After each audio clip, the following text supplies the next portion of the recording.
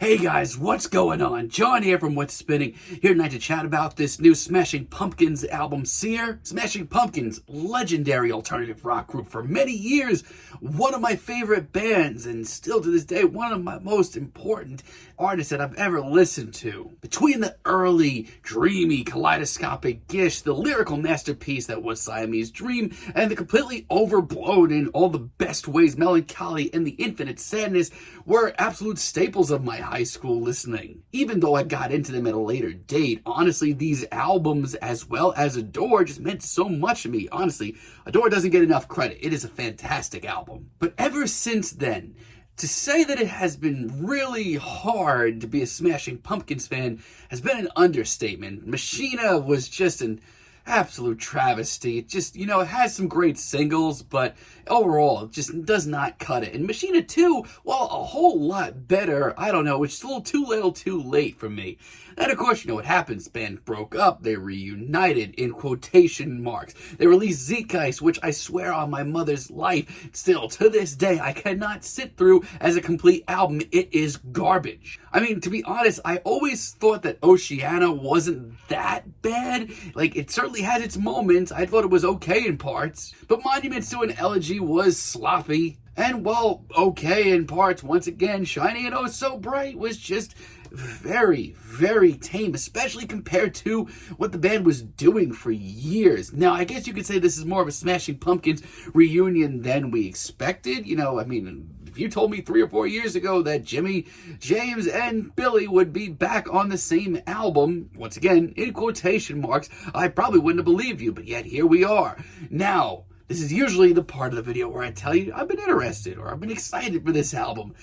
I've been dreading this album. It is a double album. It is almost 2 hours long. Let's chat about this thing. From early singles like Confessions of a Dopamine Addict, I just had a bad feeling about this album. This track is so slow and so boring. There is nothing organic sounding about this. Hearing this, knowing what the Smashing Pumpkins did years ago, quite frankly, it's just really disheartening. This honestly sounds like a Billy Corgan solo track, which is actually really telling with where you think about the Smashing Pumpkins are these days. It's completely full of himself and completely unimaginative, folks. And you know what? Let me tell you right now, this album is rough. Seer, this album's title track, is like my nightmare. This is a far cry completely from where I wanted to hear anything on this album. Look, I'm gonna say something probably a little controversial here. I think a darkened synth pop could be the answer to the Smashing Pumpkins right now. I mean, they did a sort of goth electronic rock on Adore, and that's always worked out really well for them. You know what doesn't work though?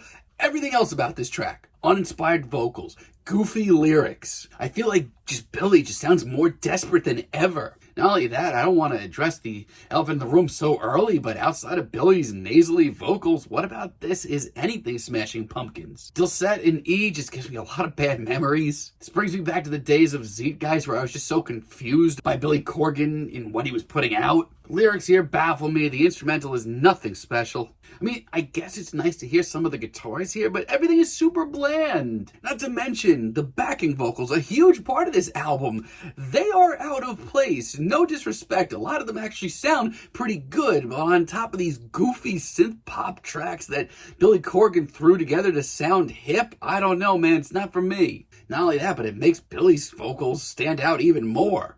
Ramona is one of the most overblown tracks here, and on an album like this, that's saying something. It's needlessly emotional, it's freaking goofy, and there is no progression in sight. Some of the synths are okay, but this is still the Billy Corgan show, and in 2020, that's not the way I want to hear things right now with the Smashing Pumpkins. It's also just really annoying. I actually had some hope for Ano Santana. I actually really like the beat here. It's a little bit heavier. But these lyrics, come on, Billy, we're entering the realm of you can't even take yourself seriously. You cannot take this seriously, Billy. This is awful and ridiculous and cheesy, and that's coming from a guy like me who thinks a healthy dose of cheese could actually help an album like this. And the topics here throughout this whole album, this is just a really great representation of the scattered mind that Billy has these days, if anything. Birch Grove, once again, I did have a little hope for. The drama to this track at its intro, I thought that was the ticket out of this hellhole. These vocals, once again, super awkward. It starts flat, it remains flat, it ends flat. And once again, these poor women that Billy has brought in for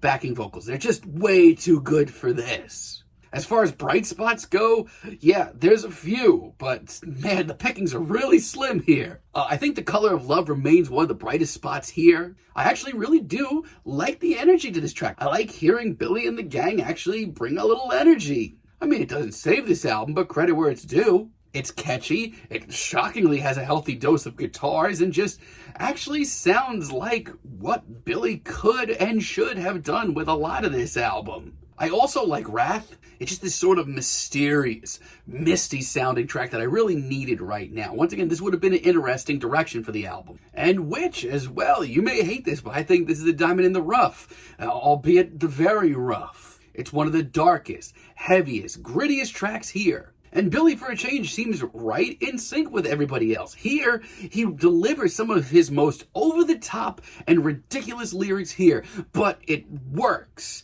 for a few minutes. And on top of this equally as ridiculous instrumental, yeah, I'm all for it. Wow, it's 2020 and I'm having fun listening to Billy Corgan sing about witches and Sam Hain.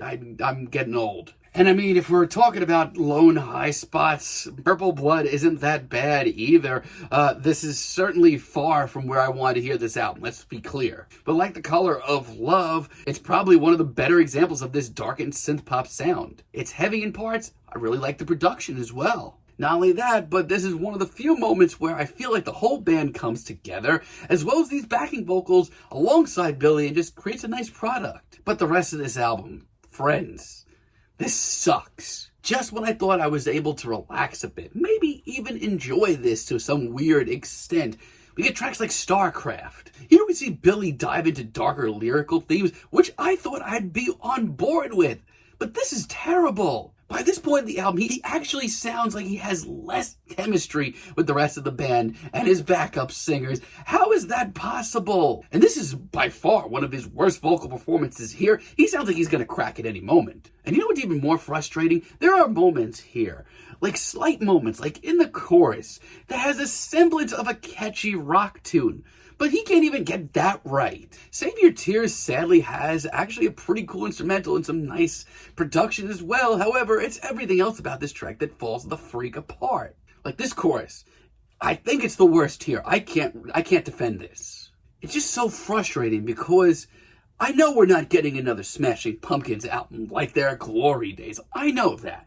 You know, I realized that years ago. But what's frustrating is I don't think that this darkened sort of synth pop sound would be all that bad if it got a little grit to it. You know, it had a little substance to it. We don't get that here, though. Telegenics, on the other hand, is just friggin' boring. That's it. That's all there is to it. It is one of the most sluggish and patience-testing tracks here. The instrumental here is dime a dozen, and the lyrics are mind-numbingly bad. Black Forest, Black Hills, you know what? I'm just gonna say, every track on here is so generic. I feel like Billy's sitting there with a big book of rock cliches and just going from page to page. Once again, so bland, incredibly goofy. Can you tell I'm running out of energy just thinking about this album? Adrenaline is no better. This is a really weird one. This practically sounds like a really bad cover. It's rough, folks, and I dare you to try and take this chorus seriously. And I genuinely would love to hear Billy's reasoning behind this track. Haunted, I had high hopes for. I love how desolate and dark this sounds, and lonely even.